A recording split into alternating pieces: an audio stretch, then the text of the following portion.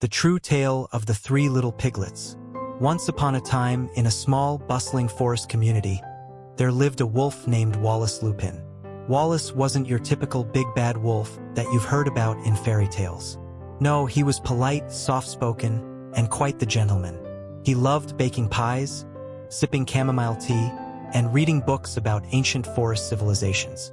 But somehow, Wallace ended up being painted as the villain in one of the most infamous stories of all time. That's why he decided to speak up. "You've got it all wrong," Wallace said, shaking his furry head. "I wasn't big, bad, or mean. I was just in the wrong place at the wrong time. Let me tell you what really happened with those three little piglets, the day it all began." It was a sunny day in the forest when Wallace set out on a simple errand. His grandmother, dear old Granny Lupin, wasn't feeling well. She lived in a cozy little cabin on the edge of the forest, and Wallace wanted to bake her a special honey pie to cheer her up. But as he began gathering ingredients, he realized he was missing a key item: sugar. "Ah, no sugar," he muttered to himself. "How can I bake a pie without sugar?" Wallace wasn't the kind of wolf to give up easily. "I'll just borrow some," he decided. He knew his neighbors were kind enough to lend a cup of sugar. After all, who could say no to a wolf baking for his sweet old grandmother? Piggy house number 1. Wallace's first stop was Percy Piglet's house. Percy was the youngest of the 3 Piglet brothers. He had recently moved out on his own and built himself a little house out of straw. Wallace had always thought straw was a strange choice for a house, but he didn't judge. He approached the house and knocked gently on the door. "Percy," Wallace called out. "It's me, Wallace. I just need to borrow some sugar." No answer. Wallace tried again, louder this time. "Percy, are you home?" Still no response. He leaned closer to the door, his snout brushing against the straw. Unfortunately for Wallace, he had terrible allergies, and the dry straw didn't help. His nose began to tickle. "Oh no," he said, stepping back. But before he could move away completely, a massive sneeze burst out of him. H-H-O. The sneeze was so powerful it sent the flimsy straw house flying in every direction. Wallace stared at the pile of straw in shock.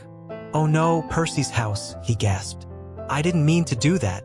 Out of the corner of his eye, he spotted Percy bolting down the road, squealing at the top of his lungs. "Help! The wolf destroyed my house." "Wait, Percy," Wallace called after him. It was an accident, but Percy was already gone. Piggy house number 2. Feeling guilty but still determined to get some sugar, Wallace decided to visit the second Piglet brother, Patrick. Patrick had built his house out of sticks.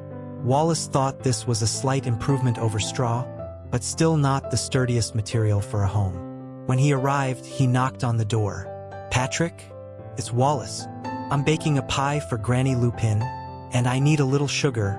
Patrick's voice came from inside. "Go away, wolf. I know what you did to Percy's house." Wallace frowned. "It was an accident, Patrick. I sneezed, and—" "Not a chance," Patrick shouted. Wallace sighed and tried to reason with him. "Come on, Patrick. It's just a cup of sugar. I'll pay you back." But Patrick wouldn't listen.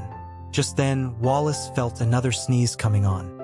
His allergies had flared up again, thanks to the mix of straw from earlier and the twigs scattered around Patrick's yard.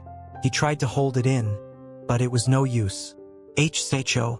Before Wallace could open his eyes, he heard a loud crack.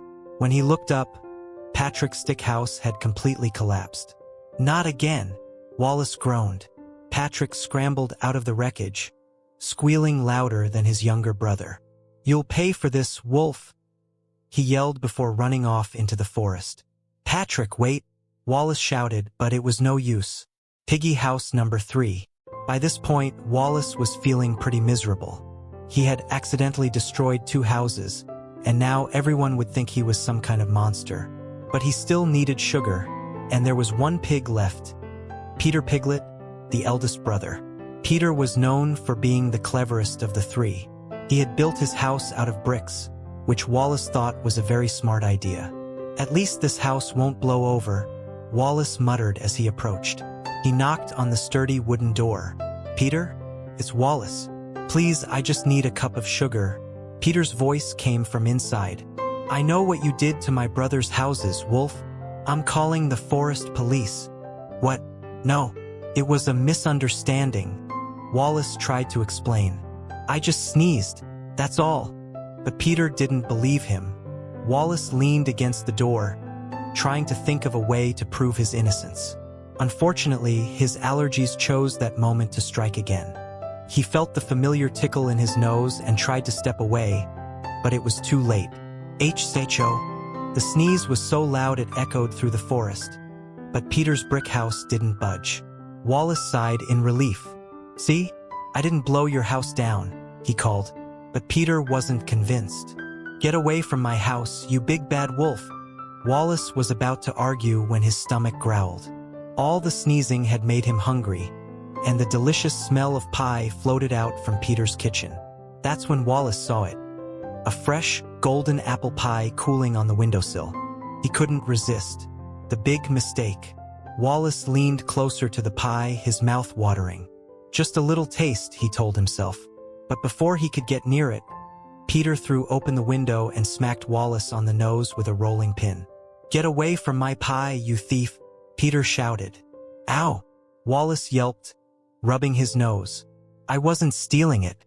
I was just sniffing. But Peter wouldn't hear it. He slammed the window shut and locked it. Moments later, the forest police arrived, led by Officer Foxley. What's going on here? Foxley asked, taking out his notepad. Peter pointed at Wallace. He destroyed my brother's houses and tried to steal my pie. Wallace tried to explain, but the piglets were shouting over him. He's a menace, Percy cried. A danger to society, Patrick added. Before Wallace could say another word, Officer Foxley slapped cuffs on him. You're under arrest, Wolf, Foxley said. The trial was a media sensation. The piglets took the stand, sobbing about their destroyed homes and claiming Wallace had huffed and puffed them down. No one believed Wallace's story about sneezing. The newspapers labeled him the Big Bad Wolf, and the name stuck. Wallace tried to defend himself. I was just trying to borrow sugar for my granny's pie, he insisted, but the jury didn't buy it. In the end, Wallace was sentenced to community service, rebuilding the piglets' houses. The real ending. Over the next few weeks, Wallace worked tirelessly to rebuild the straw, stick, and brick houses. As he worked, he got to know the piglets better. He discovered Percy loved gardening, Patrick was a talented painter, and Peter was a great chef. Eventually, the piglets began to see Wallace in a new light. Maybe you're not so bad after all, Peter admitted. Wallace grinned. And maybe you three aren't so little anymore. From that day on, Wallace and the piglets became friends, proving that even the most misunderstood wolf could turn things around. And Granny Lupin? She finally got her pie. Stay tuned for more enlightening content. Head over to www.mybooksummary.com. Don't forget to subscribe and share the magic with friends. And let's grow together through the power of books and interesting stories.